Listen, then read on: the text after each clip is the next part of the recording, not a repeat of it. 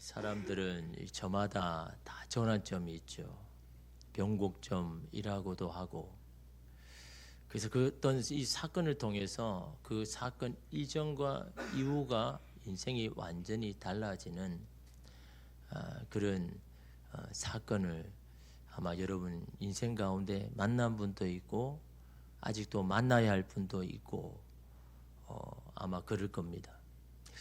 그런데 그 인생의 전환점은요, 참 이 평안할 때 오면 참 좋을 텐데, 기쁜 마음으로 좀 그 길을 갈 텐데, 대부분 인생의 참 이 전환점이 되는 시점은요, 참 힘들 때죠. 어려울 때죠. 막 낙심이 되고 도대체 어떻게 해야 될지 모를 때, 그때 주님이 찾아오시고 또 내 인생의 그런 전환점의 사건을 일어나게 하시는 것을 우리가 보게 됩니다. 그 참 하나님은요, 저와 여러분들에게 가장 합당하게 다루시는 것 같습니다. 다 다르게 다루시는 것 같아요. 어떤 사람을 하나님께서 연단시키는 것과 다른 사람을 연단시키는 것은 다 다른 것 같습니다. 왜냐하면 사람들은 다 다르기 때문에 그 형편과 상황에 따라 하나님께서 다루시는 것을 이렇게 보게 됩니다.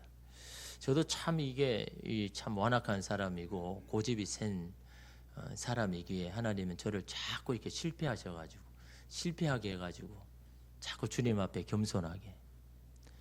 왜냐하면 여러분 고집이 세고 자기 뜻이 강하면요, 하나님 쓰시기가 참 불편하거든요. 하나님 편한 사람이 돼야 되는데, 하나님 편한 사람이 뭡니까? 하나님 말씀하십시오. 어떤 말씀이든 순종하겠습니다. 이런 사람이 참 편한데, 하나님 일단은 제가 한번 생각해 보겠습니다. 그건 제 상황과 형편에 맞는지 보고 그 내 뜻과 그게 맞는지도 제가 한번 보고 한번 결정해 보겠습니다 하면 참 불편하죠. 그래서 하나님은요, 자꾸 우리를 훈련과 연단시키는 겁니다. 왜냐하면 이 세상에 완벽한 사람이 어디 있습니까? 다 다른 모습이잖아요. 다른 게 이러면 틀린 건 아니죠. 그냥 다름인 겁니다.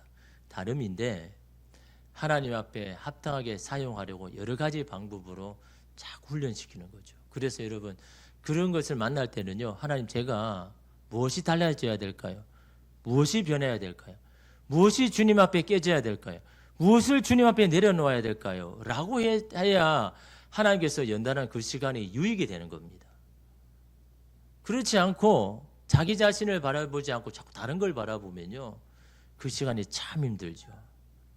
그래서 저는 참 이 하나님께서 연단하는 이 손길 가운데 그래도 나름대로 좀 겸손해지지 않았나라는 내 나름대로 생각을 가지지만 아직도 부족하겠죠. 하나님 보시기에. 여러분 우리는 하나님 앞에 갈 때까지 끊임없이 연단을 이렇게 받아야 됩니다. 오늘 말씀에 바울도 마찬가지잖아요. 오늘 말씀에 여러분 이 바울은요, 자신의 삶의 전환점을 만나게 된 사건을 이야기해요. 여러분 너무나 잘 아시는 사건 아닙니까? 왜 내가 예수를 믿을 수밖에 없는지에 대한 분명한 이 사건이 이 바울에게 있는 겁니다. 그래서 여러분 이 사건은 도무지 잊어버릴 수가 없죠. 이 사건으로 인해서 그는 더 이상 세상에 대해서 여러분 두려워하거나 주춤하지 않습니다. 세상의 기득권에 대해서도 더 이상 여러분 물러서지 않습니다. 왜냐하면 자기가 만난 사건이 너무너무 확실하고 너무너무 소중하기 때문에. 그게 뭡니까? 자기를 찾아오신 예수님이잖아요. 자기는 지금 예수를 다른 사람을 죽이려고 잡으려고 쫓아가 다니는데 예수님은 그런 자기를 찾아오시고 자기를 제자 삼아 주시니까 얼마나 큰 은혜입니까, 여러분? 하나님 앞에 채찍받아서 야단 맞기도 부족한 사람인데 오히려 찾아오셔가지고 제자 삼아 주시니까요. 여러분 이런 하나님이 이런 예수님이 어디 있습니까? 그러니까 여러분 이 바울은 그걸 잊어버리지 않는, 가는 곳곳마다 이야기합니다. 내가 이런 예수를 만났다. 그걸 전하고 싶은 겁니다. 여러분 그래서 사도행전에 3번이나 나오잖아요. 9장과 22장과 26장에 이름 나오지 않습니까? 근데 여러분 이 바울이 뭐라고 합니까? 자기가 예수를 만나기 전에는 어떻다고 이야기합니까? 3절에 보니까요. 나는 유대인으로 길리기아 다소에서 났고 이 성에서 자라 가말리엘의 문화에서 우리 조상들의 율법의 엄한 교훈을 받았고 오늘 너희 모든 사람처럼 하나님께 대하여 열심히 있는 자라. 앞에는 다 여러분 아시는 거죠. 유대인이면서 로마 시민권을 가진 사람, 대단한 사람이죠. 그 당시에. 그 당시에 명성이 있는 가말리엘의 제자, 훈련, 거기서 훈련 받은 사람이라면 앞으로 장래가 촉망되는 사람이에요. 그런데 여러분 우리가 눈여겨봐야 될 게 뭡니까? 오늘 너희 모든 사람처럼 하나님에 대하여 열심히 있는 자, 자기 스스로 열심히 있는 자래요. 하나님에 대해서. 그런데 여러분 잘못된 방향의 열심이 얼마나 위험한지를 바울을 통해서 보게 되잖아요. 여러분 이 바울도요 하나님을 위하여서 지금 이렇게 하는 겁니다. 하나님을 위한다고 이야기합니다. 그렇죠? 하나님에 대해서 나는 열심히 있다고 이야기하죠. 근데 그 열심히 잘못된 방향으로 가면요 참 어려워지는 겁니다. 그 열심히 맞는 하나님 원하시는 방향으로 나아갈 때 그 열심이요 하나님 앞에 얼마나 여러분 열심히 사용됩니까? 여러분 예수를 만나기 전과 이후에 똑같은 건 뭡니까? 열심입니다. 열정입니다. 열심과 열정은 변하지 않았습니다. 근데 뭐가 달라졌습니까? 방향이 달라진 거죠. 그 열심 하나님 사용하시는데 어떻게 사용하십니까? 바른 방향으로 갈 때 하나님 사용하시죠. 여러분 오늘 우리가 열심을 가져야죠. 열정을 가져야죠. 그러나 여러분 내가 지금 하는 열심이 제대로 된 방향으로 가고 있는지를 점검해야 되는 겁니다. 그렇지 않으면 오늘 우리의 열심이 오히려 하나님과 전혀 상관없는 열심으로 갈 때가 여러분 있는 겁니다.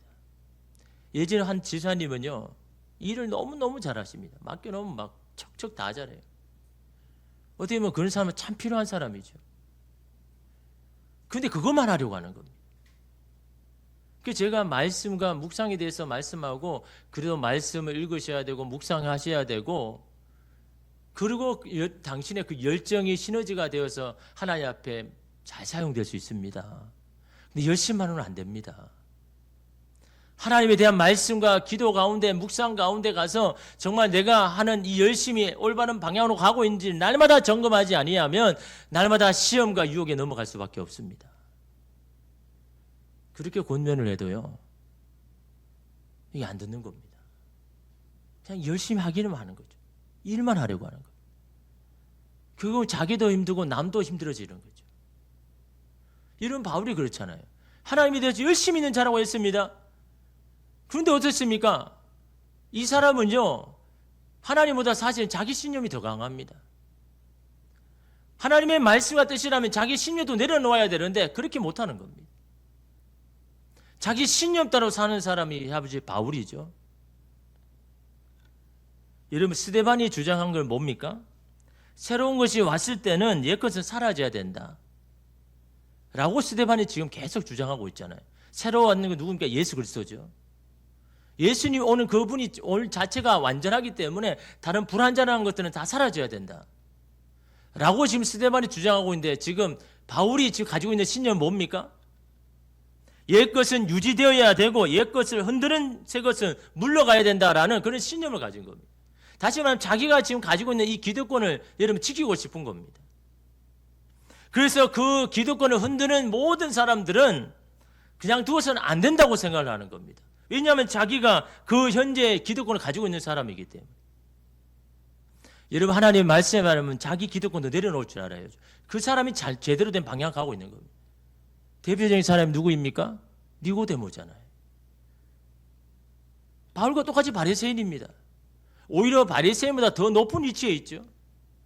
그럼에도 불구하고 예수님을 찾아왔잖아요.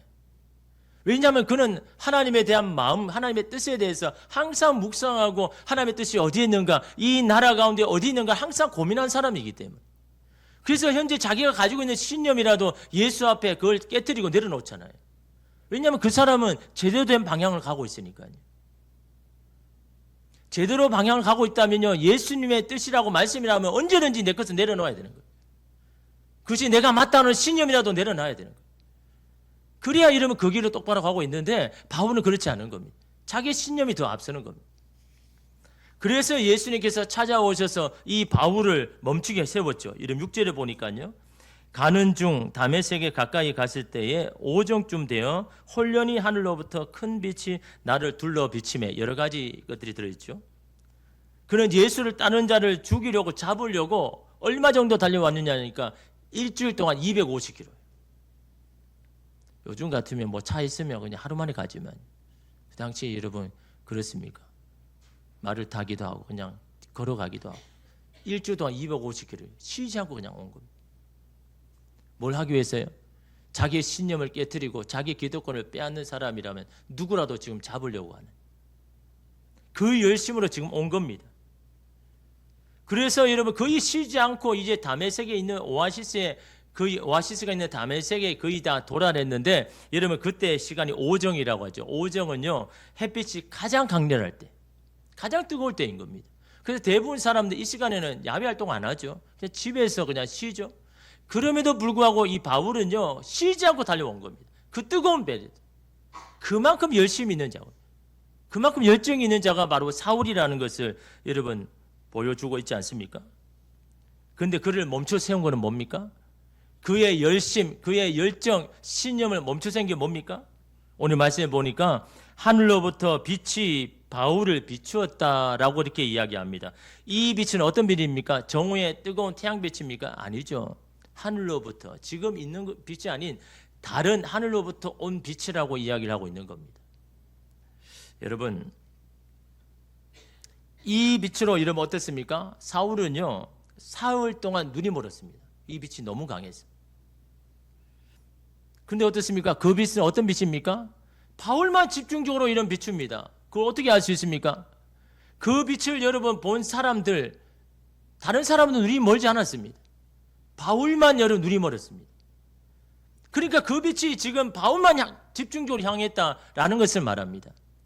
여러분 이것을 종합해 보면 어떨까요? 이거는요 인간의 상식을 벗어난 거죠. 여러분 태양보다 더 강한 빛이 있습니까? 또한 여러분 그 빛이 누군가에게 구체적으로 집중적으로 비출 수 있는 여러분 그 빛을요 사람이 만들어낼 수 있습니까? 물론 요즘 뭐 인공태양 핵융합으로 인공태양을 만들고 있다고 하죠. 근데 여러분 그 수준이 어떻습니까? 1억 도의 플라즈마를 여러분 300초 5분 동안 유지하는 게 목표입니다. 1시간 하루가 아니라 여러분 그 5분 동안 유지하기 위하여서 천문학적인 돈을 들여가지고 여러분 그 인공태양을 여러분 만들고 있는 거죠. 그 사람의 여러분 아직까지 그 태양을 온전하게 만들지도 못하는데 그 빛보다 더 강한 빛이 하늘로부터 지금 바울을 비췄다라는 겁니다. 여러분 지금은 또 그런데 여러분 그 당시 바울 입장에서 그게 이해가 되겠까요? 이것은 도무지 인간의 생각에서 벗어난 일이 지금 일어나고 있는 겁니다. 이것은 기적이라고 할 수밖에 없는 하나님이 개입하지 않으면 있을 수 없는 그런 사건이라는 것을 바울이 이름 깨닫고 어떻게 합니까? 너무 두려운 겁니다. 너무너무 떨려가지고 그 자리에 엎드리죠.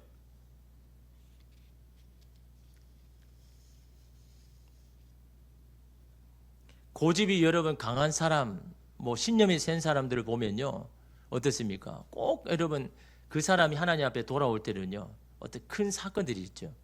막 절벽까지 밀어붙이거나 아니면 막 하나님 앞에 항복할 수밖에 없다. 백기를 들 때 그때 여러분 그런 사건들을 여러분 만나는 경우가 여러분 얼마나 여러분 많습니까? 그런데 여러분 중요한 것은 뭐 그런 큰 사건을 만나든 뭐 조용하게 여러분 하나님을 찾아오시든 가던 길을 여러분 멈출 때 그때는 하나님의 부르심이 있다라는 것을 오늘 말씀을 통해서 여러분 좀 보고자 하는 겁니다.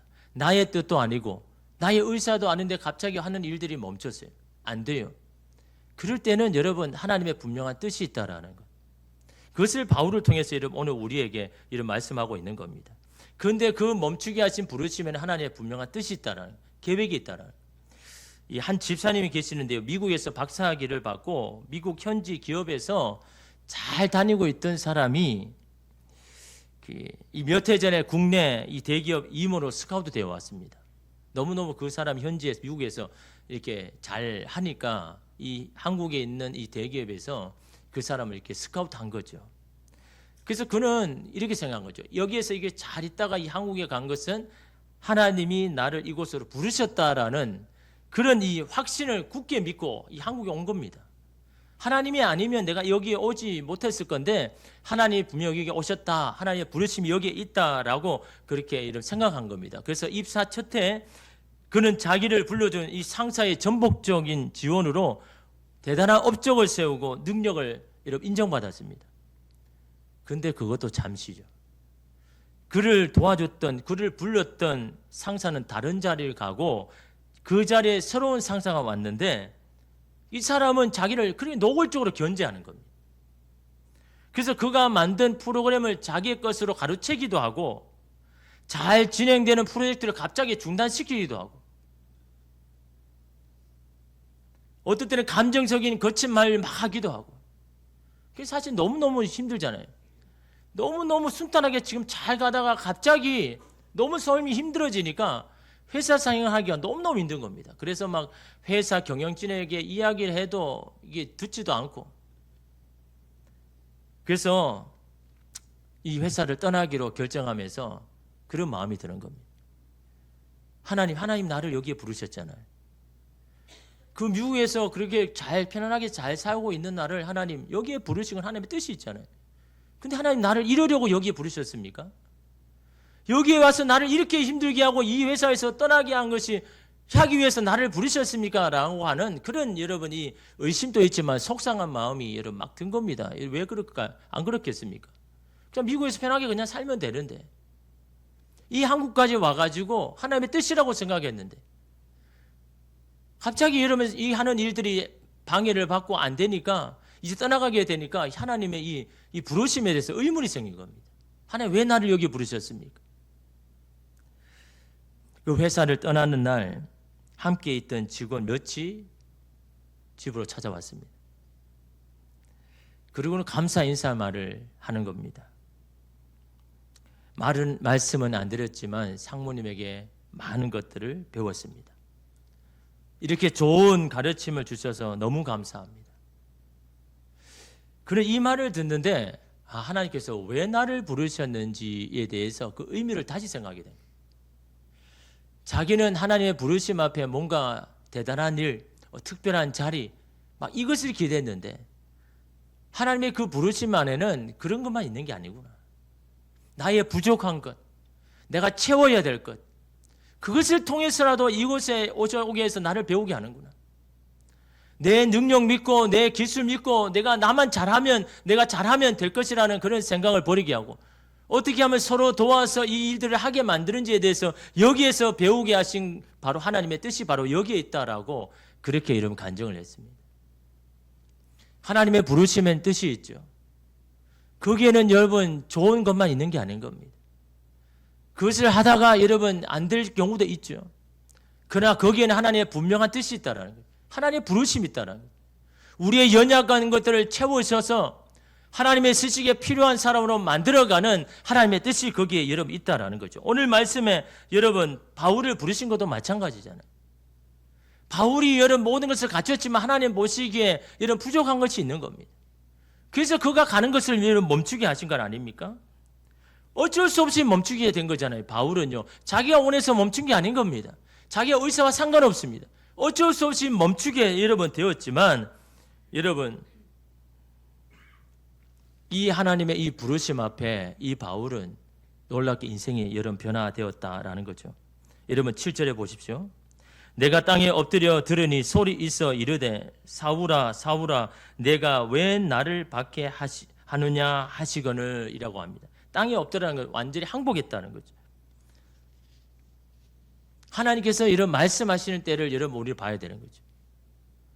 바울이 여러분 완전히 엎드렸습니다. 하나님의 임재 앞에 두려워서 완전히 항복했습니다. 그때 하나님께서 여러분 이 바울에게 말씀하죠. 여러분 오늘 우리도 마찬가지입니다. 하나님께서 우리에게 말씀하실 때는요 하나님 앞에 항복할 때입니다. 손을 들 때입니다. 하나님 내 힘으로 더 이상 할 수 없습니다라고 인정하고 하나님 앞에 손을 들 때 여러분 하나님께서 우리에게 말씀하시고 알려주신다라는 겁니다.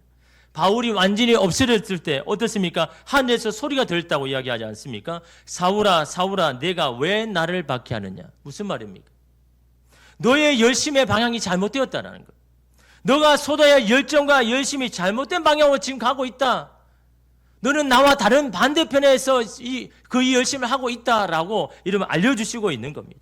너가 지금 어떤 일을 하고 있는지 아느냐? 너는 그 일이 맞다고 생각하지만 그것은 잘못된 거야 라고 바울의 현주소를 찾아오셔서 이런 말씀해주고 이런 있지 않습니까? 하늘에서 나는 이 예수의 소리를 듣고 바울은요 자신의 신념을 열어놓고 예수님에 대해서 마음이 가기 시작합니다. 8절에 보니까요, 내가 대답하되 주님 누구시나이까 하니 이르시되 나는 내가 박해하는 나사렛 예수라 하시더이다. 바울이 뭐라고 합니까? 주님 누구시나이까. 비로소 예수님 향하여서 주님이라고 하죠. 퀴리오스라고 하죠. 나의 주님. 예수를 나의 주님이라고 이제 이야기를 하고 있는 겁니다. 그런데 그 주님 뭡니까? 주님이 누구시오니까. 바울에게 이게 너무너무 중요합니다. 나를 찾아오셔서 내게 말씀하신 당신이 누구입니까? 나를 가는 길을 멈추어 서서 나에게 지금 말씀하시는, 나에게만 듣게 하시는 당신은 누구입니까? 그것이 바울에게 너무너무 중요한 겁니다. 여러분, 오늘 우리가 무슨 일을 할 때 이 일을 누가 나에게 준 것이냐, 내가 좋아서 한 거냐, 내가 선택한 것이냐, 아니면 하나님께서 말씀하셔서 순종해서 한 것이냐, 어쩔 수 없이 하게 되는 일이냐, 여러분 이게 너무나 중요한 겁니다. 주께서 하게 하신 일이라면요 하나님이 책임지시겠죠. 어쩔 수 없이 나의 의사와 상관없이 멈추게 하셨다 그러면 하나님께서 그 일에 대해서 하나님께서 인도하시겠죠. 그래서 이런 바울은요, 주님 누구시기에 나를 이 길을 멈췄습니까? 주님 누구시기에 나를 이것을 멈추게 하셔서 나를 서게 하여 주셨습니까? 라고 하는, 당신이 누구입니까? 나를 부르신 주님이, 부른 사람이 누구입니까? 라고 여러분 묻고 있는 겁니다. 왜냐하면 나를 부르신 사람이 나의 주인이라면 나는 그 말에 순종해야 되기 때문에. 그래서 나를 부르신 사람이 누구입니까? 라고 바울은 여러분 묻고 있는 겁니다. 여러분, 오늘 우리도 주님 앞에 그런 고백이 필요한 겁니다. 나를 이 자리에 있게 하신 분은 도대체 누구이십니까? 나에게 이 일을 하게 하시는 분은 도대체 누구이십니까? 그 하게 하신 그분이 여러분 중요한 겁니다. 그분이 하게 하셨다면 그 자리가 여러분 오늘 우리에게 주신 소명의 자리인 겁니다. 내가 지금 하고 있는 일이 내 마음에 들지 아니하고 내가 일을 한다 할지라도 그것을 나를 보내주신 분이 주님이시라면 그것이 여러분 내가 감당해야 할 소명의 자리인 겁니다. 소명의 자리는 뭡니까? 내게 주신 사명을 감당해야 할 자리가 소명의 자리 아닙니까? 여러분이 있게 하신 것이 누구이냐? 그게 여러분 너무 중요한 겁니다. 내가 원해서 내가 한 자리라면요, 그 자리가 여러분 오늘 우리에게 너무너무 위험한 자리 아닙니까? 그 자리를 하나님께서 보내주셨다고 믿으셔야 되는 겁니다. 하나님께서 나에게 하게 하셨다라고 여러분 생각하셔야 되는 거죠. 그럴 때 여러분 힘들어도 계속 가는 겁니다. 힘들어도 끝까지 가는 겁니다. 나의 선택이 아니 하나님의 계획하심이고 하나님 부르심이었다면. 그것이 가정도 마찬가지입니다. 배우자도 마찬가지입니다. 하나님이 부르시고 하나님께서 있게 하셨다 그러면요, 우리는 그것이요 끝까지 여러분 달려가야 할 여러분 소명의 자리고 그곳에서 하나님의 사명을 여러분 이루어야 되는 겁니다. 그래서 바울은요, 나에게 찾아오신 예수님 앞에 주님 당신 누구이십니까? 라고 여러분 그렇게 여러분 묻고 여러분 있는 거죠. 근데 여러분 아주 중요한 여러분 사건이 있지 않습니까? 여러분 9절에 보십시오. 나와 함께 있는 사람들이 빛은 보면서도 나에게 말씀하시는 이의 소리는 듣지 못하더라 라고 이렇게 말합니다. 바울과 함께 있는 같이 간 사람들은 그 놀라운 빛을 다 경험했습니다. 그런데 바울에게만 들리는 소리는요 듣지 못했습니다. 바울만 들었습니다. 왜 바울만 듣게 했을까요? 빛도 다 같이 봤는데 왜 바울만 하늘에서부터 홀연히 말씀하시는 소리를 듣게 했을까요? 바울에게만 들어야 할 필요가 있으니까요. 바울에게 말해야 할 상황이니까요. 그래서 여러분 그 있는 많은 사람들이 아닌 이 바울에게만 이름 들리게 한 이유가 이런 바로 거기에 있는 겁니다. 하나님 우리의 상황과 형편에 따라서 일하시는 분이고 말씀하시는 분입니다.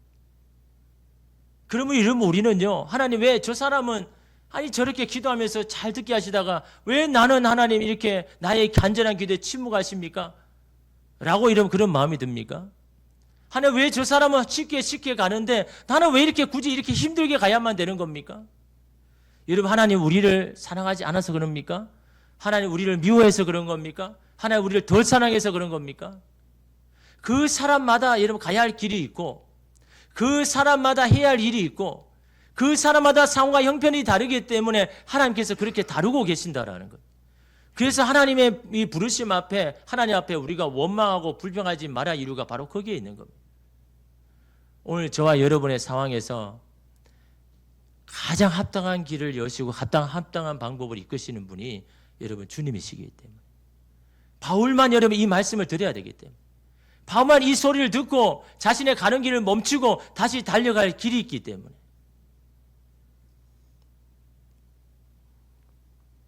그런 하나님의 부르심 앞에 여러분 바울은 뭐라고 여러분 간구합니까? 기도합니까? 여러분 10절 보십시오. 내가 이르되 주님 무엇을 하리이까? 주께서 이르시되 일어나 다메섹으로 들어가라. 내가 해야 할 모든 것을 거기서 누가 이르라 하시거늘 이라고 합니다. 자기를 부르신 하나님 앞 예수님 앞 뭐라고요? 주님 내가 무엇을 하리이까? 이런 바울은 참 지혜로운 사람이죠. 왜냐하면 자기를 불렀다면요. 자기를 찾아오셨다면 나를 통해서 뭔가 하실 일이 있을 것이라고 생각을 하는 겁니다. 여러분 주님이 여러분을 찾아오실 때는요. 여러분을 만나게 하는 사건이 있다면요. 여러분을 통하여서 하실 일이 있는 겁니다. 여러분의 삶에 여러분 여러 가지 질병 아니면 사건, 여러분 산업을 통해서 여러 가지 것들이 일어났습니까? 여러분 거기에는요. 여러분을 통해서 하나님이 하시고자 하는 일이 있는 겁니다. 그래서 여러분의 삶에 이게 하나님 나의 부르심이라고 생각되면요. 하나님 앞에 어떻게 기도해야 됩니까? 하나님 왜 나를 이때에 부르셨습니까? 왜 나에게 이런 일을 맡기셨습니까가 아니라 주님 내가 무엇을 하리까? 주님 제가 할 일은 뭡니까? 제가 무엇을 해야 됩니까? 여러분 그것이 부르심에 합당한 여러분 고백입니다. 여러분은 어떤 자리에서 하나님 부르심을 받았습니까? 하나님 여러분을 어느 곳에 지금 있게 하셨습니까? 하나님은 지금 여러분에게 무엇을 맡기고 있습니까? 왜 하나님 이 일을 나에게 맡겼습니까? 왜 이곳에 있게 하셨습니까? 라가 아니라 그것은 하나님 앞에 여러분 질문해야 될 것도 기도해야 할 여러분 제목도 아닌 겁니다. 하나님의 부르심에 하나님의 뜻이 있다면 하나님의 부르심이 합당한다는 걸 여러분 믿는다면요. 그것을 주님 앞에 구해야 될 게 아닌 겁니다. 그것은 이미 이전에 하나님의 부르심을 내가 믿을 수 있도록 하나님 앞에 기도하든지 그것을 여러분 우리가 먼저 믿음을 가져야 되죠. 그러나 하나님의 부르심이 맞다면요. 하나님이 나를 거기에 일하게 하셨다 그러면요. 하나님의 분명한 뜻이 있음을 여러분 믿는다면 오늘 바울의 고백처럼 이런 기도를 해야 되는 겁니다. 주님 내가 무엇을 하리까? 주께서 내게 허락하신 이 상황에서 주님 내가 해야 할 일은 도대체 무엇입니까? 그것이 여러분 하나님의 부르심 앞에 합당한 여러분 고백인 겁니다. 기도인 겁니다. 그럴 때 하나님께서 그 다음의 과정으로 바울을 이끌고 있잖아요. 만약 이런 고백을 하지 않으면요. 하나님 왜 나를 부르셨습니까? 왜 이런 일을 하셨습니까? 라고 하면요. 계속 그 자리인 겁니다. 계속 그 자리에서 하나님 앞에 계셔서 훈련받고 연단을 받는 겁니다. 그런 하나님의 부르심이라는 것을 여러분 인정하고 하나님 이런 상황이지만 하나님 내가 무엇을 해야 되겠습니까? 내가 어떤 일을 해야 되겠습니까? 라고 주님 앞에 여러분 구할 때 주님은 그 다음 과정을 그 다음에 계획한 것들을 오늘 우리에게 알려주시고 인도하여 주시는 그런 분이심을 여러분 믿고 오늘 이 금요 기도에도 마찬가지입니다. 오늘 저와 여러분의 상황은 다 다르죠. 형편도 다릅니다. 그러나 하나님 앞에 기도할 것은요.